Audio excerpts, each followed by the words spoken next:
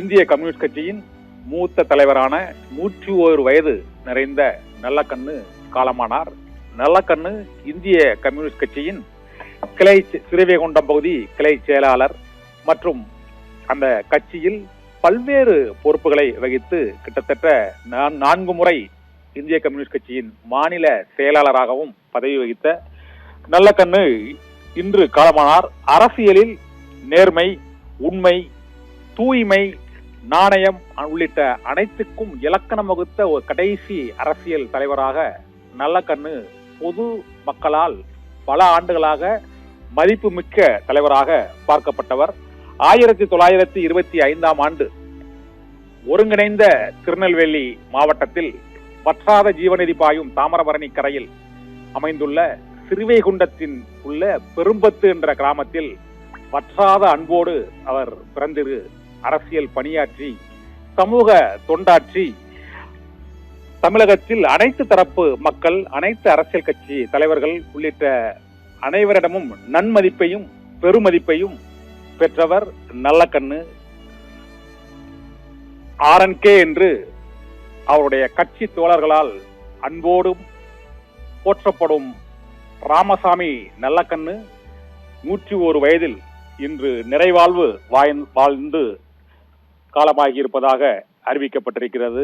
அவரது மரணம் அரசியல் தலைவர்கள், பொதுமக்கள், பொது தொண்டில் ஊறி திளைக்கும் பல்வேறு அமைப்பினர் உள்ளிட்ட அனைத்து தரப்பினரிடம் பெரும் சோகத்தை ஏற்படுத்தி இருக்கிறது. நேர்மையின் இமயம், எளிமையின் வடிவம், தோழர்களின் துணைவன், ஏழைகளின் இதயம் என அனைத்து தரப்பு மக்களாலும் போற்றப்படுபவர் நல்லக்கண்ணு. அரசியலில் தொண்டு, நேர்மை, எளிமை, உண்மை ஆகியவை காணாமல் போன இந்த காலத்திலும் நல்லக்கண்ணு அவருடைய பெயருக்கு ஏற்றவாறு அரசியல் தொண்டு புரிந்து அனைத்து தரப்பு மக்களிடமும் மனதில் பதிந்தவர்.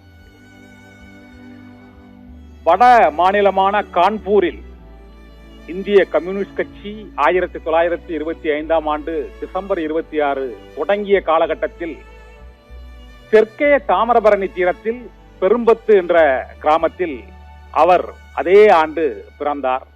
அவர் பிறக்கும் போது அவரது பெற்றோருக்கு இவர் அனைவரின் அன்பையும் பெற்று நல்லக்கண்ணுவாக இருப்பார் என்று தெரியாமலேயே நல்லக்கண்ணு என்று அவருடைய பெற்றோர்கள் பெயர் வைத்த சூழ்நிலையில் 12 வயதிலேயே பாரதியார், வ.உ. சிதம்பரனார், சத்தியமூர்த்தி, ஜீவானந்தம், சீனிவாசராவ் உள்ளிட்ட அந்த காலகட்டத்து தலைவர்களால் ஈர்க்கப்பட்டு மகாத்மா காந்தி, ஜவஹர்லால் நேரு ஆகியோரின் கொள்கைகளால் அவர் சுதந்திர போராட்டத்தில் ஈடுபட்டு வெள்ளையனே வெளியேறு இயக்கத்தில் ஈடுபட்டு சிறை சென்ற இந்த தலைமுறைக்கு தெரியாத ஒரு முதுபெரும் தலைவர் நல்லக்கண்ணு.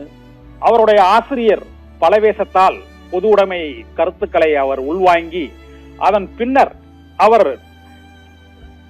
ஒருங்கிணைந்த நெல்லை மாவட்டத்தின் ஸ்ரீவைகுண்டத்தில் கம்யூனிஸ்ட் கட்சி தொடங்கிய போது அதன் முதல் கிளை செயலாளராக அந்த கட்சியில் அவர் இணைந்திருக்கிறார். ஸ்ரீவைகுண்டத்தில் அந்த பகுதியில் நில உடைமையாளர்களின் அந்த நெல் மூட்டைகளை பதுக்கி வைத்த அந்த குற்றச்செயல்களை கண்டுபிடித்து அப்போதே ஜனசக்தியில் கட்டுரை எழுதி அது அப்போது அந்த மாவட்ட நிர்வாகத்திடம் அது கண்டுபிடிக்கப்பட்டு அவர்கள் கைது செய்யப்பட்ட போது அதனால் உந்தப்பட்டு அவர் பொது உடைமை கட்சிக்குள் அவர் பணியாற்ற தொடங்குகிறார். திருநெல்வேலி மாவட்டத்தில் அவர் பிறந்த அந்த தாமிரபரணி ஆற்றங்கரையிலேயே மணல் கொள்ளை பல ஆண்டுகளாக நடைபெற்றதை தடுப்பதற்காக மணலை தூர்வாரும் பணிக்காக பலர் அங்கு பல ஆயிரம் கோடி ரூபாய் முறைகேட்டில் ஈடுபடுவதை தடுப்பதற்காக 86 வயதில் உயர்நீதிமன்ற மதுரை கிளையில் வழக்கை தொடர்ந்து அவரே அந்த தாமிரபரணி ஆற்றையும் அங்கு மணற்கொள்ளையையும் தடுப்பதற்கான தடை உத்தரவை நீதிமன்றத்தில் 86 வயதில் வாதாடி பெற்றவர். 15 வயதில் பொது வாழ்வில் நுழைந்து அதன் பின்னர் தொண்டு, இந்த நேர்மை, எளிமை, உண்மை என அவரது தோற்றமும் எளிமை, பேச்சும் எளிமை, எழுத்து எளிமை, பொது வாழ்வு, அரசியல் உள்ளிட்ட அனைத்திலும் உண்மைக்கும் நேர்மைக்கும் ஒரு கலங்கரை விளக்கமாக இன்றும் அரசியலில் நல்லக்கண்ணு போற்றப்படுகிறார். எத்தனையோ அரசியல் தலைவர்கள் இருந்தாலும் அரசியல் சாக்கடை என்று விமர்சிப்போரும் நல்லக்கண்ணுவின் பெயரை கூறினால் அவர் ஒரு புனிதமான அந்த வற்றாத அன்புடைய தாமிரபரணி போல, வற்றாத நீருடைய தாமிரபரணி போல வற்றாத அன்பும் பண்பும் கொண்டவர் நல்லக்கண்ணு என்று அரசியலில் எதிர் சித்தாந்தத்தில் உள்ளவர்களும் போற்றக்கூடிய ஒரு தலைவராக நல்லக்கண்ணு 100 ஆண்டுகள் பெருவாழ்வு வாழ்ந்து இன்று மறைந்திருக்கிறார். சென்னை மருத்துவமனையில் 1:55 மணியில் அவருடைய மரண செய்தி மருத்துவர்கள் அதிகாரபூர்வமாக அறிவித்திருக்கிறார்கள். இன்றைக்கு கவுன்சிலர்களே கோடி கோடியாக சம்பாதித்து மாட மாளிகைகளில் வசிக்கக்கூடிய சூழ்நிலையில் சென்னை தேனாம்பேட்டையில் உள்ள CIT நகரில் 4500 ரூபாய் வாடகைக்கு பல ஆண்டுகள் வசித்தவர். 4 முறை இந்திய கம்யூனிஸ்ட் கட்சியின் மாநில செயலாளர், கட்சியில் தேசிய அளவில் விவசாய சங்க தலைவராக 4 நூற்றாண்டுகள் பணியாற்றியவர். இருந்த போதிலும் கடைசியாக KK நகரிலும் வாடகை வீட்டில்தான் அவர் வசித்தார்.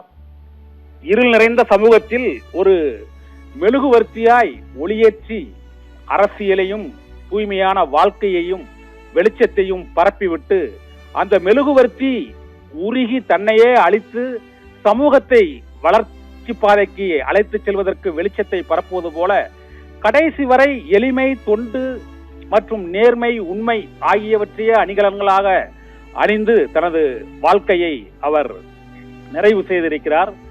இப்போது அரசியலுக்கு வருபவர்களுக்கு ஒரு முன்னுதாரணமாக திகழ்ந்த நல்லக்கண்ணு அவருடைய 80வது வயதில் அவருடைய அரசியல் பொதுவாழ்வு நேர்மையை பாராட்டி 1 கோடி ரூபாய் பணமும் அவருக்கு ஒரு வாகனமும் காரும் பரிசாக வழங்கப்பட்ட போது அந்த 1 கோடி ரூபாய் பணத்தையும் காரையும் மீண்டும் கட்சிக்கே வழங்கிய ஒரு பெருமகனார்.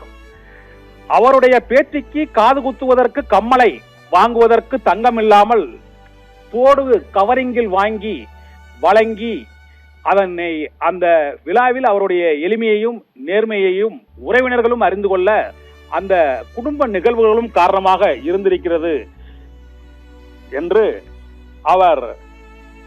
அவருடைய வாழ்க்கைக்கு இது போன்ற முன்னுதாரணங்களை நாம் கூறலாம். வாடகை வீட்டில் 4500 ரூபாய் வாடகை வீட்டில் கடைசி வரை வாழ்ந்த ஒரு மாபெரும் தலைவர், அரசியல் தலைவர். 80 வயதில் 1 கோடி ரூபாய் பணத்தை பரிசாக பெற்று அதை உடனடியாக கட்சிக்கே வழங்கியவர். கடைசியாக அவருக்கு தகைசால் தமிழர் விருதும் 10 லட்சம் ரூபாய் பணமும் வழங்கப்பட்டது. அந்த பணத்தையும் கூடுதலாக 5000 ரூபாய் செலுத்தி அதை முதலமைச்சரின் பொது நிதிக்கு வழங்கியவர். அவர் பிறந்த மாவட்டமான அந்த ஒருங்கிணைந்த நெல்லை மாவட்டத்தில் நாங்குநேரி பகுதியில் நில உடைமையாளர்கள் அந்த 2வது உலகப் போரின் போது ஏற்பட்ட பஞ்சத்தால் அங்கு அரசு ரொட்டியும் சோளமும் மக்களுக்கு வழங்கிய போது நெல் மூட்டைகளை பதுக்கி வைத்த நில உடைமையாளர்களுக்கு எதிராகத்தான் நல்லக்கண்ணுவின் முதல் போராட்டம் தொடங்கியது. அப்போது 22 வயதில் அவர் கை விலங்கிட்டு சாலைகளில் அடித்து இழுத்து வரப்பட்ட போதுதான் அவர் பொதுமக்களுக்காக சிந்திய முதல் ரத்தம் நாங்குநேரி வீதிகளில் தான் சிந்தப்பட்டது.